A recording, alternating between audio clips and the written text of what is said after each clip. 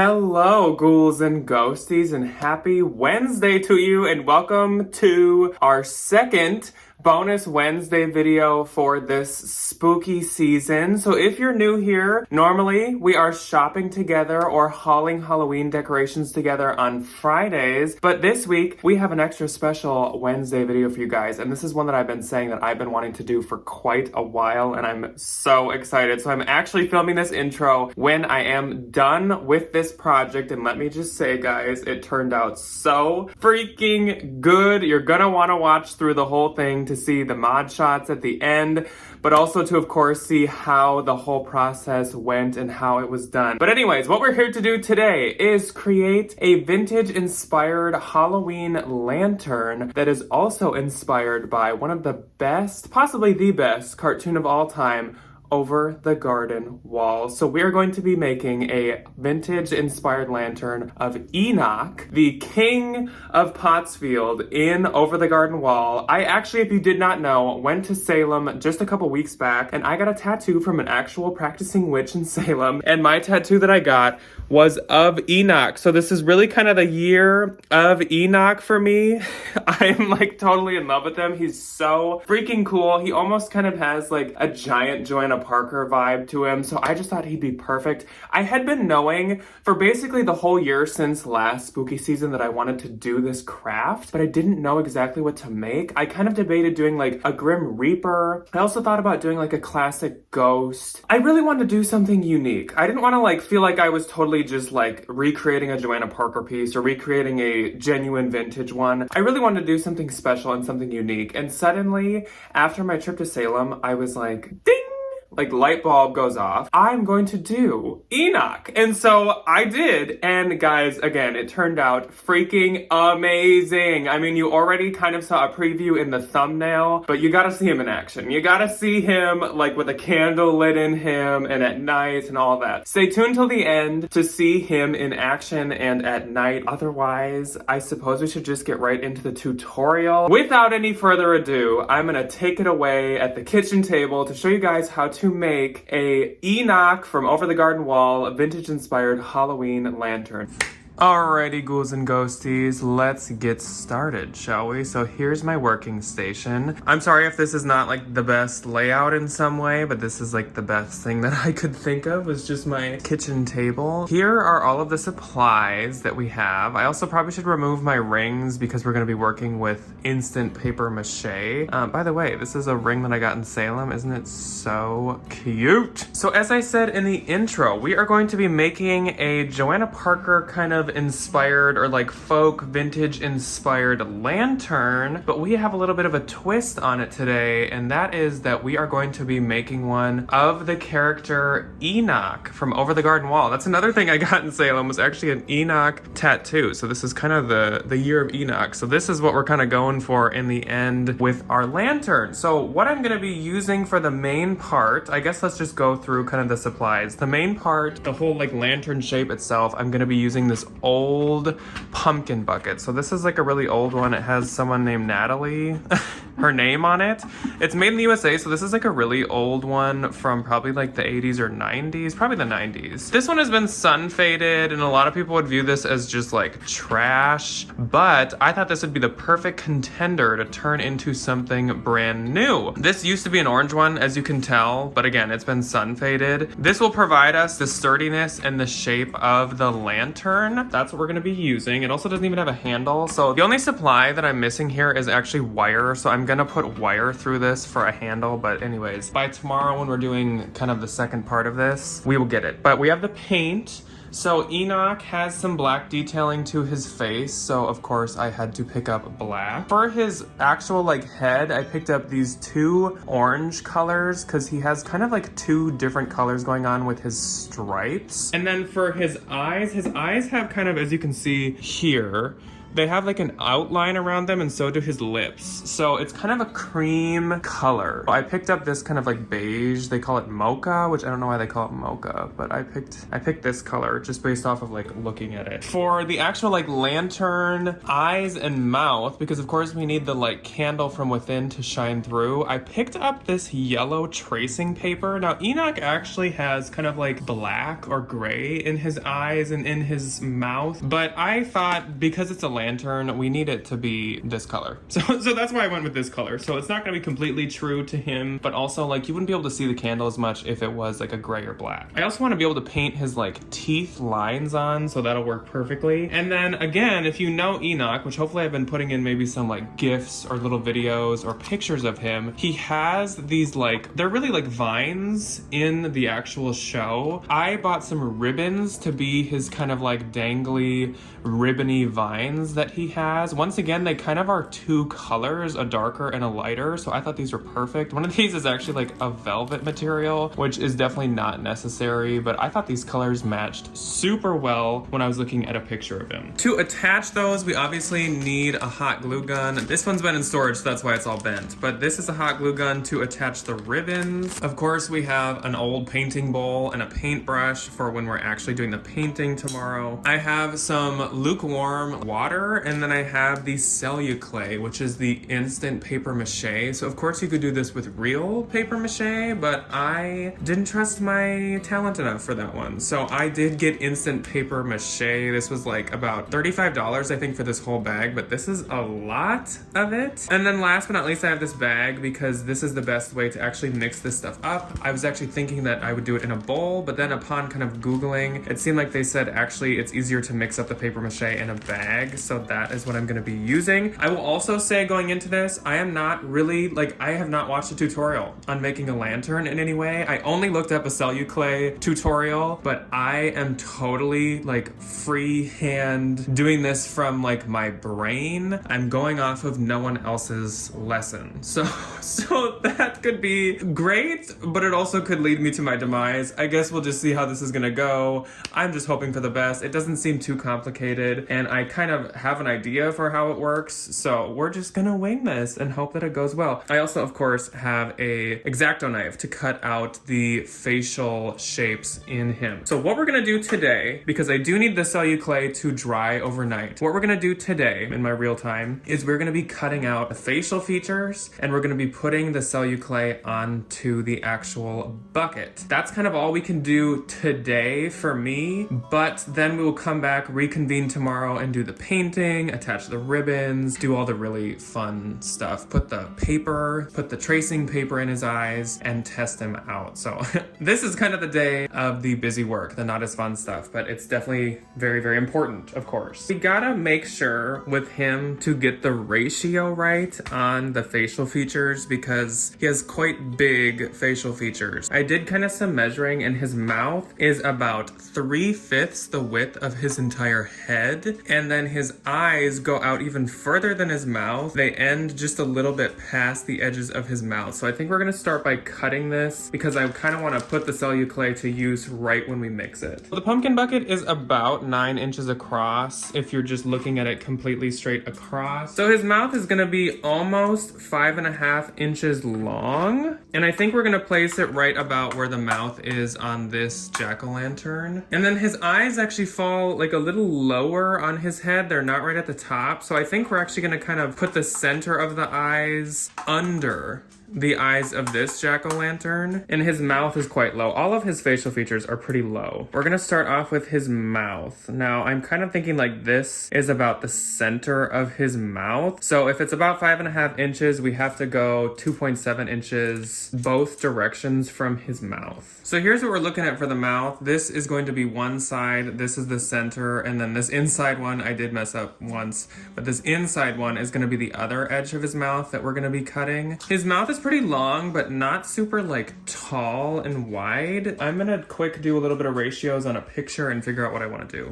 If you took the entire length of his head, his mouth is about 1/8 of that. So let's see how tall this pumpkin is. This pumpkin's about 8, so that's actually perfect. So his mouth needs to be about 1 inch tall. So there's kind of a rough draw of what we want his mouth to look like, size and ratio wise. I haven't decided yet if I'm gonna cut his nose out or just paint it on, but we'll mark it actually, because now I'm thinking I might want to cut it. So it needs to be about 1/2 inch up, and it's going to be about 1 inch tall. All right.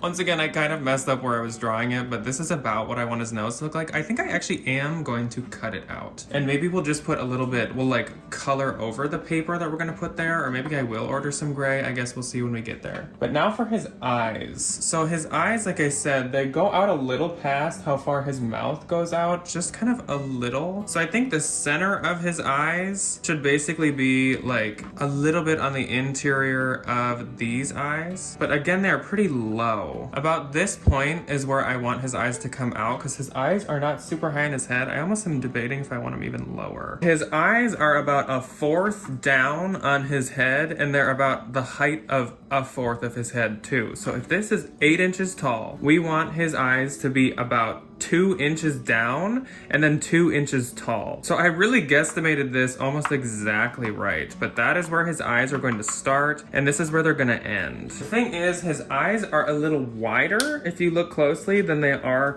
tall. If his eyes are 2 inches tall, I think we're actually gonna do 2.5 inches wide, possibly. Do I even wanna do wider? I don't know. Okay, so currently this is so horrifying looking, but I've basically figured out the ratios. So they're about 2.5 inches wide and 2 inches tall for his eyes because of the shape that his eyes are. So I'm gonna X-Acto knife cut this actually off camera, because if I stand here trying to cut this on camera, I'm going to cut myself. So I am gonna cut this off camera, and then I will show you guys once I am done with that. All right, I'm happy you guys didn't need to watch that. That was kind of a struggle, but he is fully like cut now. As you can see, we had some issues and there's a little bit of cracking. Now that could just be because I'm cutting plastic, which is a pain in the butt, or because this one is old and sun faded. So maybe don't use the old sun faded one when you do this, but it's okay. After paper macheing and stuff, we should be totally fine. But we're good. We're all cut up. He's got his face shape going. I kind of like this detail here on the top of his eyes. It's very like Joanna Parker circus looking. It's kind of cute. But anyways, let's move on to the paper mache. You were supposed to do 32 ounces of room temperature water with a pound. Actually, do you have like a kitchen scale? So I'm gonna go off camera and weigh that, and then we will add the water. I decided that I'm actually gonna be starting with just 1/2 pound of celluclay. So this is dry celluclay, and I need to add 16 ounces of water since it is 1/2 pound, which is actually perfect because that's exactly what I measured out.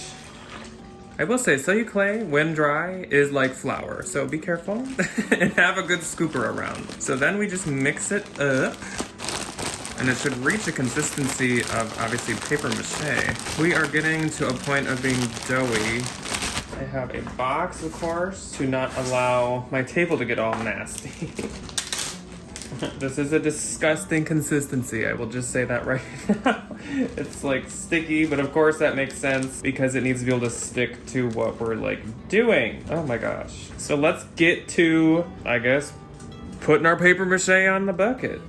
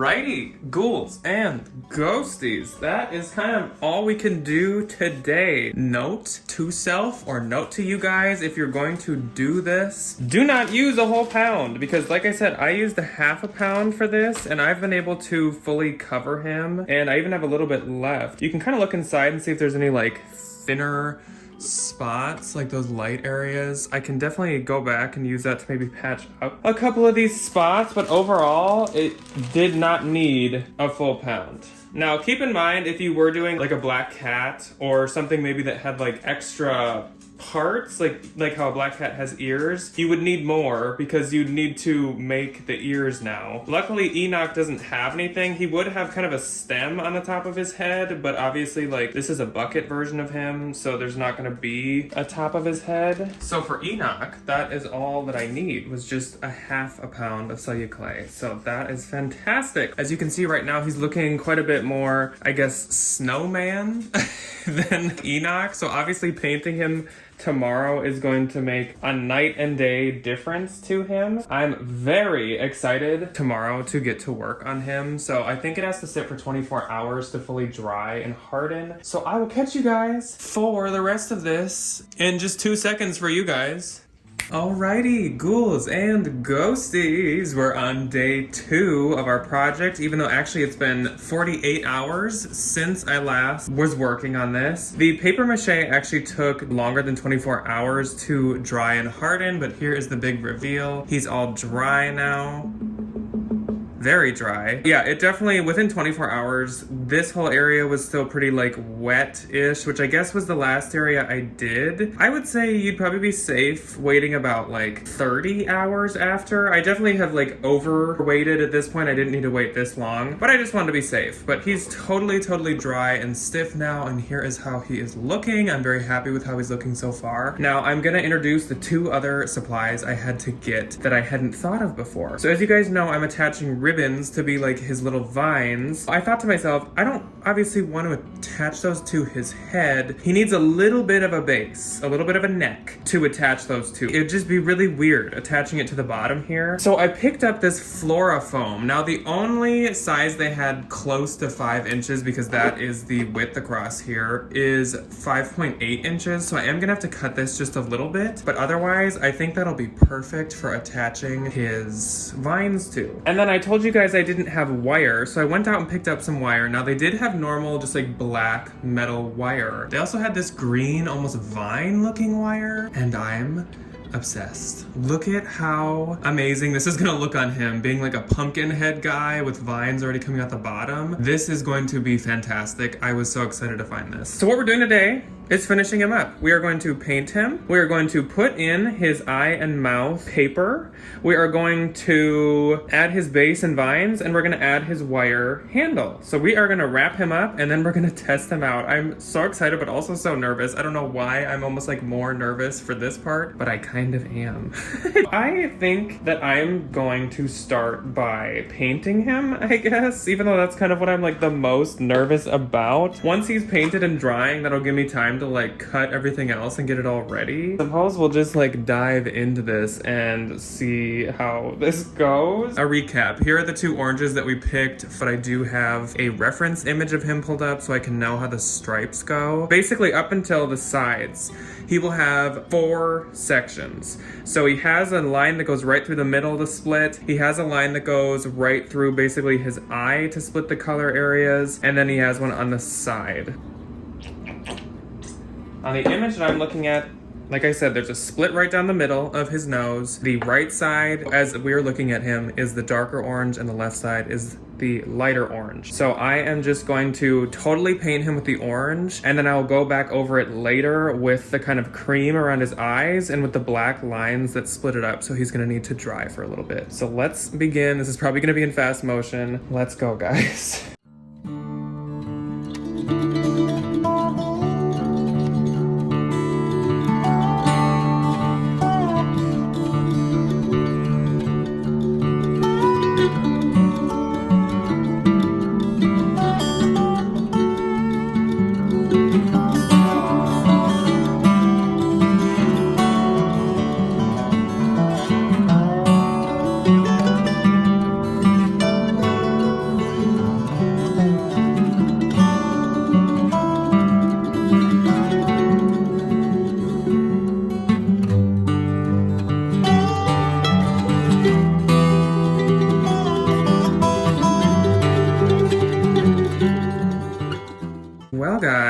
What are we thinking so far? I think he looks so good. Oh my gosh, I'm so excited. At first I was thinking that this orange was maybe like the brighter orange was gonna be too bright, but I actually love it now that it's all together. It dried definitely a little duller. They both dried a bit like darker than they were, which I kind of thought they would, and I am loving the color combo. His might be a little more muted down in the show, but that's okay. I love how this looks. So while he dries, well, I'm gonna wash my hands and then we're going to cut the base. Of course, we need him to dry before we can put the cream around his eyes and the black stripes on. I do think I'm gonna run down to get a thinner brush to do the stripes. Around his eye cream color, I'm gonna use the same brush because he has quite a thick amount of that. I'm gonna wash this brush and then we're gonna get to working on I think I'm actually gonna move his head off frame and we're gonna work on cutting the fluorofoam. Update, fluorofoam is unpacked and we have our small paintbrush. It's actually like kind of stiff. That might just be because someone didn't clean it last time, but I think that's actually gonna be a benefit when we're painting the stripes. We need this to be 5 inches. That is what it is across the bottom of the actual head. Now this is not gonna be my favorite part of this. This is kind of the least precise part so far of this whole thing. And after I do that, I'm just gonna kind of see how it looks on the base. It is definitely smaller now. We're just gonna see how that ends up later. Of course, the ribbons are gonna basically like hide this quite a bit. So I've just been kind of chopping away at the edges, trying to keep it as circular as possible. Again, this is the least precise thing I've done so far. Though, I will say, it is like perfect under his head. It fits like perfect. I know you can't see that well, so it's good enough for now. Now, I think we will start gluing some of the ribbon on. So how long do I want this ribbon? That's a good question, Jack. I think I want the ribbon to just go down like a little. So almost like this. So it can dangle a little, but I don't want it to be like crazy. So let's measure about how long this is. About 2.5 inches. Of it. I'm just gonna cut a bunch of them of both colors and then we're just gonna start gluing it. I cut up some of them. I didn't really count and I'm sure this isn't enough. Here are kind of what they look like. Like I said, these are 2 inches each. And I will just cut up more if I need them as we go. This is heating up. I am gonna admit to you guys, I have only used a hot glue gun once, ever. So this one's weird and I don't think you turn it on. You literally just plug it in. At some point, it's gonna be hot enough to glue. All right, it is working. So we are gonna start gluing once again. Cue the fast motion.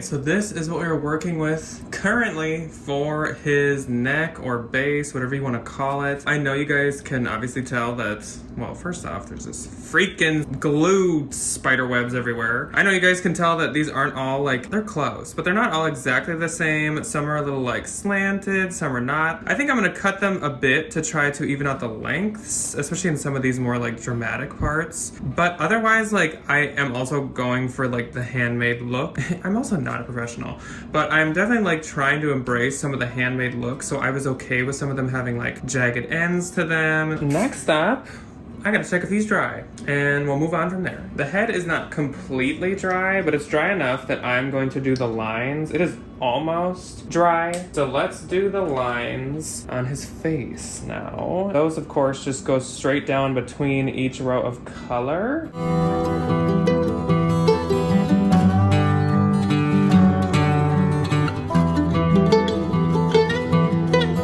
Ghouls and ghosties. My phone ran out of memory. I do apologize. I have a lot of videos on my phone right now, unfortunately, from hunting and stuff. My phone ran out of memory, but all I did was I finished painting the lines on Mr. Enoch. Look at how good he looks. Oh my gosh, I'm so excited. We are nearing the end of our little project. All we have left to do is to hot glue his base on, or his neck, or his body, whatever you want to call it. Look at at how good it's gonna look. We also do need to put in the tracing paper for the kind of like lantern screen situation. And we need to put the wiring in. And then we need to paint the cream colored border that goes around his eyes and his mouth. Now, there is kind of like a black slim line that goes around that, which I do think I'm gonna do, but I need to make it a lot slimmer than this line. So we're gonna use, I guess, the edge of the paintbrush. But anyways, I think the best plan of action is maybe to finish the painting, then put in the tracing paper, then do the base. And then the wire. Deal? Deal. My only worry is that there needs to be a cream area around his mouth with the black border, and his nose is so close. The nose does not have the cream border. We're just gonna make his mouth a thinner cream border, and his eyes can have a slightly thicker cream border. We got our cream colored paint, and I think we're gonna use the bigger brush once again for this. Oh, I was like, why is my finger burning? Because there is hot glue on the paintbrush. Anyways.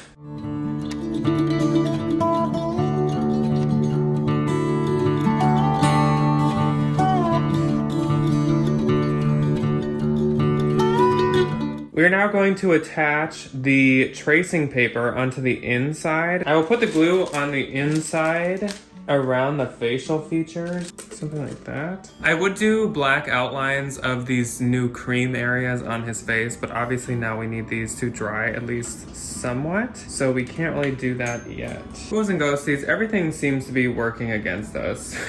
We ran out of iPhone storage again, and I didn't notice until I put all these in, but I will say this was a huge struggle. So I did get all of the paper in, but it's not an easy job. So keep that in mind if you ever do this. Anyways, I hate hot glue guns. New thing I learned about myself. Let's do the black paint edging around the cream areas. Let's put the base on, and let's put the wire in, and let's be done with this. Not that I want to rush this, but I feel like my phone is testing me.